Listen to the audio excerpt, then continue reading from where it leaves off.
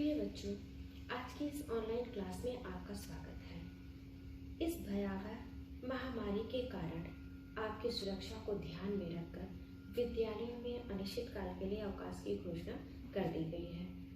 आपका अध्ययन बाधित ना हो, इसके लिए इस वैकल्पिक व्यवस्था का प्रावधान किया गया है। आशा करती हूँ आप लोग इस वीडियो से लाभान्वित होंगे। आज हम लोग अध्याय 1 शिक्षिका द्वारा प्रतिदर्श बजट प्रदर्शन नामक पाठ का अध्ययन करेंगे। इस पाठ में हम जिन विषय वस्तु का अध्ययन करेंगे वह इस प्रकार है, जैसे पारिवारिक बजट का अर्थ, बजट का लाभ, बजट बनाने के सिद्धांत, बजट निर्माण के प्रमुख चरण, भारत में बजट बनाने के मार्ग में आने वाली बाधाएं या समस्या, एंजेल का नियम, बजट के प्रकार, आदर्श पारिवारिक बजट के मुख्य मद, बजट के अनुसार खर्च करना, हिसाब रखने से लाभ, दैनिक हिसाब, गृहिणी और मितव्ययिता। इन बिंदुओं के आलोक में हम अध्ययन करेंगे। अध्ययन शुरू करें इससे पहले हम जान लें कि गृह विज्ञान का अर्थ क्या होता है। गृह विज्ञान दो शब्दों से मिलकर बना है, गृह और विज्ञान। गृह का अर्थ होता है घर और विज्ञान का अर्थ होता है विशेष ज्ञान। विज्ञान भी दो शब्दों से मिलकर बना है, बी प्लस ज्ञान। वी का अर्थ होता है विशेष, ज्ञान का मतलब होता है जानकारी। अर्थात गृह विज्ञान का अर्थ होता है जिस विषय में हम गृह के बारे में भली भांति जानकारी या अध्ययन प्राप्त करें वह गृह विज्ञान कहलाता है। आज का पाठ शुरू करने से पहले कुछ और बातों को जान लेना जरूरी है, जैसे आवश्यकता। आवश्यकताएं अनंत और अपरिमित होती हैं।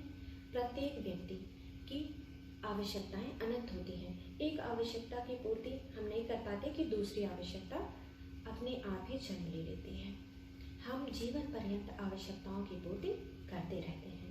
इन्हीं आवश्यकताओं की पूर्ति करने के लिए हमें धन की आवश्यकता पड़ती है। भौतिक आवश्यकताओं की पूर्ति करने के लिए धन की आवश्यकता पड़ती है और धन जीवन पर्यंत व्यक्ति धन प्राप्त करने के लिए प्रयासरत रहता है। अब हम ये जान लें कि आवश्यकताएं कितने प्रकार की होती हैं। मुख्यतः आवश्यकताएं 3 प्रकार की होती हैं। नंबर 1 मौलिक आवश्यकता, नंबर 2 आवश्यक आवश्यकता, नंबर 3 विलासिता संबंधी आवश्यकता। मौलिक आवश्यकता मुख्यतः 3 प्रकार के होते हैं, भोजन, वस्त्र, आवास। आवश्यक आवश्यकता जैसे शिक्षा, स्वास्थ्य इत्यादि, और विलासिता संबंधी आवश्यकता जैसे एसी, कार इत्यादि। मौलिक आवश्यकताएं उन्हें कहते हैं जिनके बिना हम जीवित नहीं रह सकते, जैसे भोजन, वस्त्र और आवास। इसके बिना मनुष्य का जीवित रहना संभव नहीं है। शेष आवश्यकताएं तो यदि ना भी पूरी हो तब भी हमारा जीवन प्रभावित नहीं होता। अब हम बजट का अर्थ जानेंगे। बजट किसे कहते हैं? सामान्यतः बजट शब्द से अगर आप नहीं परिचित होंगे या परिचित भी होंगे कुछ लोग, परंतु व्यावहारिक रूप से बजट से सभी लोग परिचित हैं। हर व्यक्ति छोटे से बड़े स्तर का कुछ छोटा बच्चा ही क्यों ना हो, वो भी बजट बनाता है। जैसे गांव का मेला हुआ, उसे 100 रुपये मिले तो वो रात भर सोचता है कि इन 100 रुपये को हम कैसे खर्च करेंगे। यही विचार करना कि हम इन रुपयों को कैसे खर्च करें कि अपनी मैक्सिमम इच्छाएं हम पूरी कर लें, यही बजट कहलाता है। बस हम केवल ये नहीं जानते कि इसको शब्द अगर देंगे तो बजट कहेंगे। है बजट तो सभी बनाते हैं। आप लोगों ने भी बचपन से अब तक बजट बनाया ही होगा। गांव के मेले में आप लोगों को पैसा मिलता है तो रात भर नहीं सोचते कि हम इन पैसों को कैसे खर्च करेंगे। उसी तरह से आज हम बजट को पारिभाषिक रूप में कैसे समझेंगे ये जानने का प्रयास करेंगे।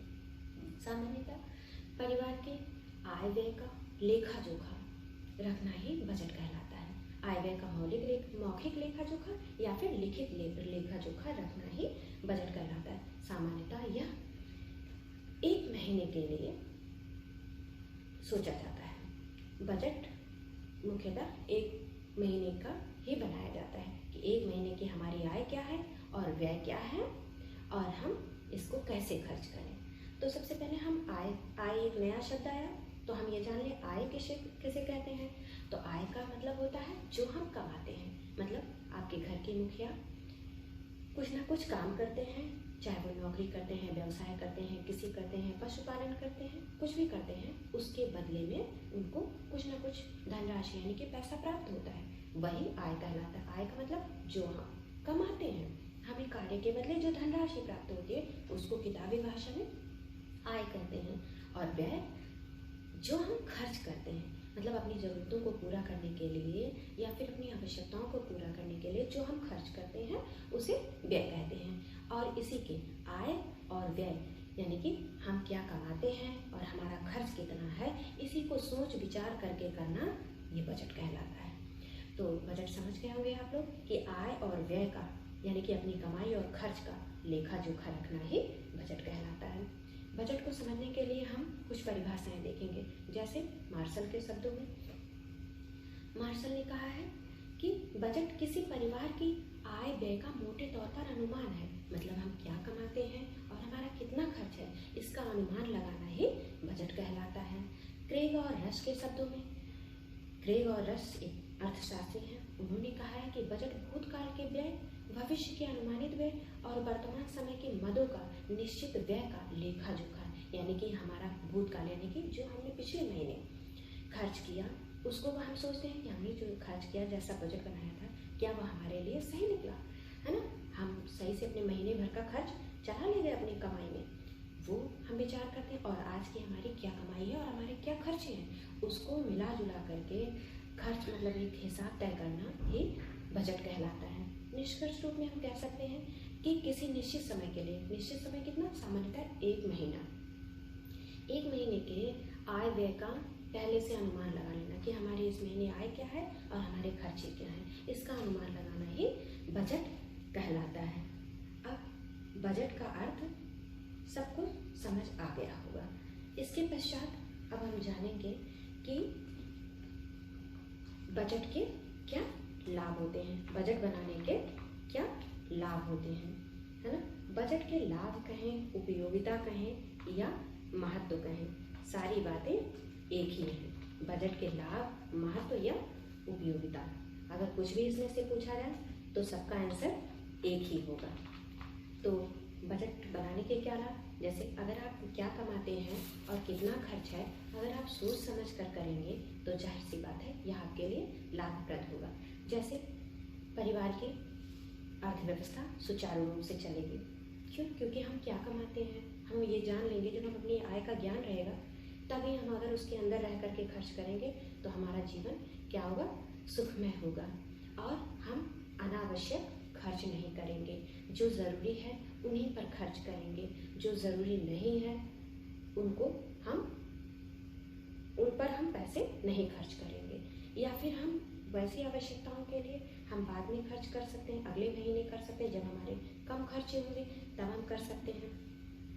और बजट बनाकर कार्य करने से परिवार के सभी सदस्यों की आवश्यकताओं की पूर्ति की जा सकती है। सबकी ज़रूरतें पूरी रहेंगी तो परिवार में खुशहाली रहेगी, सुख शांति रहेगी। आप ही लोग सोचिए कि अगर आपकी ज़रूरतें, माने आप कह रहे हो कि आपको कुछ चाहिए और घर के लोग उस आवश्यकता को पूरा नहीं करते तो क्या करते हो, आप गुस्सा से रहते हो, मुँह फुलाए रहते हो, आपका किसी काम में मन नहीं लगता, आप परिवार के कामों में सहयोग नहीं करते, है ना। तो आवश्यकता अगर पूरी होगी, बजट बना के काम करेंगे तो आवश्यकता पहले देखेंगे किसको क्या ज़रूरत है, और अगर आपकी ज़रूरत पूरी होगी जाहिर सी बात है आप खुश रहेंगे। तो बजट बनाकर कार्य करने से परिवार में खुशहाली, सुख शांति रहती है और परिवार में समृद्धि आती है। यदि हम बजट बनाकर कार्य करते हैं तो हमारा परिवार ऋण के बोझ से भी नहीं दबता, क्योंकि पहले से हम जान रहे हैं कि हमारे पास कितना पैसा है, हम उसी के भीतर रह करके खर्च करेंगे, हम उससे ज़्यादा खर्च नहीं करेंगे। हमको पता है कि हमारी आमदनी 1,000 रुपये है तो हम उसके अंदर ही रह करके कार्य करेंगे, हम 2,000 का नहीं सोचेंगे, है ना। तो इससे क्या होगा कि हमारा परिवार ऋण का मतलब होता है कर्ज के बोझ के नीचे दबने से बच जाएगा और परिवार में अधिकतम खुशहाली रहेगी और हमारे परिवार का स्तर दिन प्रतिदिन धीरे धीरे बढ़ता जाएगा, हमारे परिवार में संपन्नता आती जाएगी। और बजट बना के कार्य करने से तो जब हम ऋण जाल से बचे रहेंगे तो इससे क्या होगा कि सरकार को भी और अर्थशास्त्रियों को, समाज सुधारकों को हमारे लिए, हमारे परिवार के लिए कोई एक्स्ट्रा काम नहीं करना पड़ेगा। हम इससे क्या होता है, सरकार और अन्य गरीब परिवारों के लिए कार्य कर सकेंगे। मतलब कुल मिला करके बजट बनाने से गृहिणी को भी लाभ होता है, गृहिणी को तो होता ही होता है, उसके साथ साथ समाजशास्त्री, अर्थशास्त्री और सरकार को भी लाभ पहुँचता है अपने समाज का आकलन करके कि समाज में कितने गरीब हैं, कितने लोग ठीक ढंग से जी रहे हैं, तो वो अन्य लोगों के लिए भी सोच सकते हैं। मतलब उनके लिए पैसे, मतलब छूट और सब्सिडी दे करके उनका भी भरण पोषण किया जा सकता है। अब आगे हम लोग समझेंगे पारिवारिक बजट के सिद्धांत। पारिवारिक बजट के सिद्धांत, हर कार्य के कोई ना कोई सिद्धांत होते हैं। वैसे पारिवारिक बजट के भी कुछ ना कुछ सिद्धांत है कि बजट बनाने से पहले हम क्या क्या बातों का ध्यान रखेंगे। तो जैसे सबसे पहले आय का अनुमान लगाना। बजट बनाने के लिए हमें क्या करना होता है, सबसे पहले हम ये तो जाने हम कितना कमाते हैं, एक महीने में हमारी आय क्या है। फिर सबसे पहले ये जान लिया कि आय क्या है। दूसरी बात, हमें आवश्यकताओं की तीव्रताओं का वर्गीकरण कर लेना चाहिए कि कौन सी आवश्यकता बहुत ज़रूरी है। जैसे हमारे पास पैसे कम है, आवश्यकताएं बहुत सारी हैं, तो हम क्या करेंगे, आवश्यकताओं को बांट लेंगे ज़रूरत के क्रम में। जो बहुत ज़रूरी है पहले उसको पूरा करेंगे, उसके बाद दूसरी आवश्यकता, फिर पैसे बचते हैं तो अन्य आवश्यकताएं पूरी करेंगे, नहीं तो उसको अगले महीने पूरी करेंगे। सबसे पहले हम क्या, जैसे मान लो किसी की फीस भरनी है, किसी की दवाई का हमें पैसा देना है, मतलब इलाज का, तो हम सबसे पहले क्या करेंगे, इलाज ज़रूरी है ना, इलाज कराएंगे, फीस भरेंगे। और हमें अगर मान लीजिए कपड़ा भी खरीदना है, हमने सोच रखा है, तो हमारे पास पैसे नहीं बचे, तो हम कपड़ा अगले महीने खरीद सकते हैं, लेकिन इलाज और फीस जरूरी इसी महीने। तो हम इस तरह से आवश्यकताओं को बांट लेते हैं कि कौन सी इस महीने हमें ज़्यादा ज़रूरी है और कौन सी कम। फिर है अगला पॉइंट है आकस्मिक आवश्यकताओं का ध्यान। हमें कुछ ना कुछ पैसा इस मद में भी रखना चाहिए कि हो सकता है कि जो है हमारी कोई आकस्मिक आवश्यकता आ पड़े। आकस्मिक जैसे कोई अचानक बीमार पड़ गया, कोई अचानक से मेहमान आ गया, तो हमें उसके लिए कुछ ना कुछ खर्च करना है। तो उन ज़रूरतों के लिए भी हमें कुछ पैसे बचा के रखने चाहिए। सदस्यों की रुचि का ध्यान। अपने अगला पॉइंट है सदस्यों की रुचि का ध्यान। परिवार के मुखिया या गृहिणी को अपने परिवार के सदस्यों की रुचि का ध्यान रखना आवश्यक है। जैसे कोई बच्चा फ्रॉक पहनना चाहता है और आप उसके लिए ला दीजिए जीन्स, अब उसको नहीं पसंद, उसकी रुचि नहीं है जीन्स पहनने में, वो नहीं पहनेगा, पैसा तो पड़ गया और ये निरर्थक गया। तो क्यों ना हम उसकी रुचि जान करके, यदि फ्रॉक में है तो फ्रॉक लाए, वो मन से पहनेगा और खुश भी रहेगा, तो क्या होगा कि हमारा पैसा वेस्ट नहीं जाएगा, यानी कि पैसा बर्बाद नहीं होगा। और अगला पॉइंट है मासिक बजट बनाते समय वार्षिक बजट का ध्यान रखना। कोई भी बजट बना रहे, जैसे हमें आज के बारे में ही नहीं सोचना, हमें अपने भविष्य को ध्यान में रख करके चलना है कि हम आज जो बजट बनाएं वो किसी न किसी रूप से हमारे भविष्य के लिए, यानी कि हमारे पूरे वर्ष के लिए लाभदायी हो। इस तरह से बजट बनाना चाहिए। अगला पॉइंट है पुराने बजट का ज्ञान। सर हमको पुराने बजट का ज्ञान होना चाहिए, जैसे ध्यान में रख करके ही पुराने बजट को ध्यान में रख करके ही नया बजट बनाना चाहिए। जैसे कि पुराना हमारा जो पिछले महीने का बजट था वो कहाँ तक सफल रहा, कहाँ तक असफल रहा। सफल रहा तो क्या अच्छी बात थी, उसको हम इस महीने लागू करेंगे। असफल रहा तो क्यों असफल रहा, उसको हम इस महीने उस गलती को नहीं करेंगे, उसमें सुधार करके इस महीने का बजट बनाएंगे। तो यह हमें पुराने बजट का भी ध्यान रखना चाहिए कि हमारा कैसा था, सफल था या असफल था। सफल था तो हम उसी तरह से इस महीने का भी बनाएंगे। अगर हमारा पुराना बजट असफल रहा पिछले महीने का, तो हम इस महीने जो बजट बनाएंगे उसे बदल करके बनाएंगे। और एक अगला पॉइंट आता है बजट में लचीलेपन की व्यवस्था। बजट में लचीलेपन की भी व्यवस्था होनी चाहिए। यदि बजट में लचीलापन रखेंगे तो जो है कोई और ज़रूरत आ पड़ी तो हम कोई पहले से फिक्स कर रखे हैं कोई आवश्यकता, लेकिन कोई ऐसी आवश्यकता आ गई जिसके लिए हमें धनराशि व्यय करना है, तो हम क्या करेंगे, जो पहले से सेट कर रखा है बजट उसको हम क्या करें, बदल लेंगे, है ना। हम अपनी ज़रूरत को के अनुसार उसमें बदलाव कर सकें, इसलिए बजट को क्या होना चाहिए, लचीला होना चाहिए। अगला है बजट बनाते समय हमें बचत का जरूर ध्यान रखना चाहिए, क्योंकि बचत हमारे भविष्य को सुरक्षित करता है। जैसे हम जो कमाते हैं उतना पूरा नहीं खर्च कर देना चाहिए, उसमें से कुछ ना कुछ बचा लेना चाहिए भविष्य के लिए, ताकि भविष्य में कोई आकस्मिक आवश्यकता आ पड़े, जैसे कोई बीमार पड़ जाए, कोई शादी विवाह पड़ जाए, बच्चे की शिक्षा, उच्च शिक्षा के लिए हमें पैसे की ज़रूरत आ पड़ी भविष्य में, तो हम कहाँ से लाएंगे। जब हम उसको थोड़ा थोड़ा करके बचाए रहेंगे तभी तो जा करके भविष्य, मान लीजिए घर बनवाना हो गया, कैसे हम कर सकते हैं, हम आज की कमाई से तो नहीं कर सकते कि रोज़ कमा करके घर बनवा लें। हम जब बचाए होते हैं कोई भूतकाल से थोड़ा थोड़ा थोड़ा करके बचाए रहते हैं, तभी तो जा करके हम बड़े काम कर पाते हैं। इसलिए बजट में बचत का सिद्धांत जरूर होना चाहिए, कुछ ना कुछ बचाना अवश्य चाहिए। इसके पश्चात हम पढ़ेंगे बजट के प्रकार। बजट कितने प्रकार का होता है, पारिवारिक बजट कितने प्रकार का होता है। तो पारिवारिक बजट मुख्यतः 3 प्रकार का होता है। कौन कौन सा? नंबर 1 संतुलित बजट, नंबर 2 घाटे का बजट, नंबर 3 बचत का बजट। तो संतुलित बजट किसे कहते हैं? जो हमने नंबर 1 पढ़ा संतुलित बजट। संतुलित बजट किसे कहते हैं? संतुलित मतलब होता है बराबर। संतुलित का अर्थ क्या होता है? बराबर। ऐसा बजट जिसमें हम जितना कमाते हैं उतना खर्च करते हैं। जैसे हमारे महीने की आय 5,000 है, 5,000 हमने एक महीने में कमाए और उस महीने हमने 5,000 खर्च कर दिए। तो जितना कमाया उतना खर्च कर दिया, ना तो कुछ बचा ना कुछ घाटा लगा, यानी कि बराबर आया। इसको कहते हैं संतुलित बजट। जैसे 5,000 कमाया, 5,000 खर्च कर दिया, ये कहलाता है संतुलित बजट। अगला है घाटे का बजट। घाटे का बजट जैसे हम महीने में 5,000 कमाते हैं और हमने खर्च किया 6,000, तो 1,000 क्या लगा? घाटा।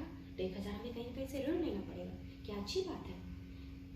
अच्छी बात तो नहीं है। हमारा परिवार ऋण के बोझ से दब जाएगा, मतलब कर्ज के बोझ से दब जाएगा, है ना? तो हम परेशानियों में फंस जाएंगे।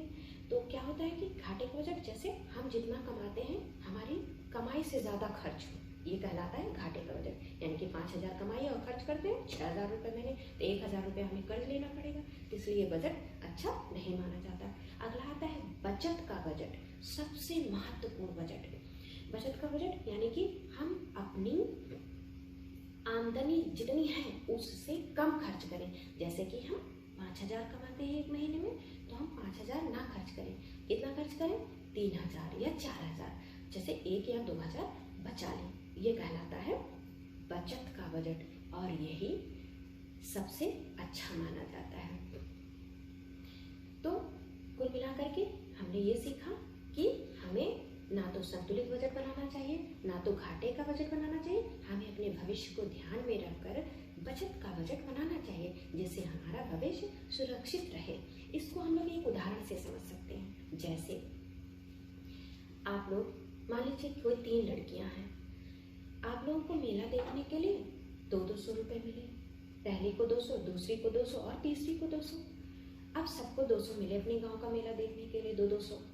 अब पहली वाली लड़की ने वो गई मेला देखने, तो उसने क्या किया? 200 रुपये लेकर गई और पूरा 200 रुपये मेले में खर्च कराई। तो इसका बजट कौन सा रहा? संतुलित बजट रहा, क्योंकि 200 लेके गई, 200 पूरा खर्च कर दिया, बराबर आया। ये संतुलित बजट कहलाए। दूसरी जो गई उसने 220 रुपये खर्च किए, मिला कितना था? 200 रुपये। 220 खर्च कर दिए, इसका मतलब इसका बजट कैसा रहा? घाटे का बजट।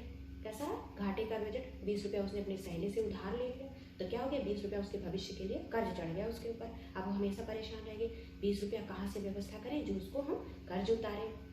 वो दुखी रहेगी क्योंकि उसने घाटा कर लिया 20 रुपया। और तीसरी लड़की है जो 200 उसे भी मिला था, पर उसने अपना रात भर सोची कि अच्छा 200 मिला है, 200 हम कैसे कैसे खर्च करेंगे। 200 जाएंगे, 10 रुपये की जीके की बुक खरीद लेंगे, 10 रुपये की हम चिमटी खरीद लेंगे, 10 रुपये की हम पानी पूरी खा लेंगे और 20 रुपये की हम अपने परिवार के लिए जलेबी ले आएंगे। तो उसने सब सोच लिया और इस तरह में सोच करके उसने 180 रुपये का बजट बनाया। और जब मेला गई तो उसने 180 रुपये जैसे उसने सोचा था, जैसा उसने रात भर बजट बनाया था, वैसे उसने खर्च किया। 180 रुपया खर्च किया, मिला था 200 रुपया, बचा लिया उसने 20 रुपया।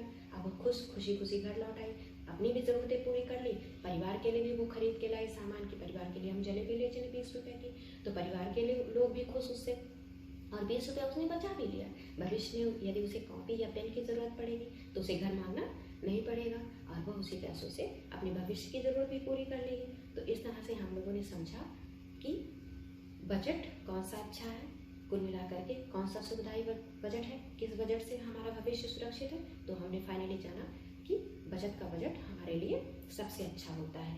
आज की क्लास यहीं तक, फिर मिलते हैं अगली क्लास में। Thank you.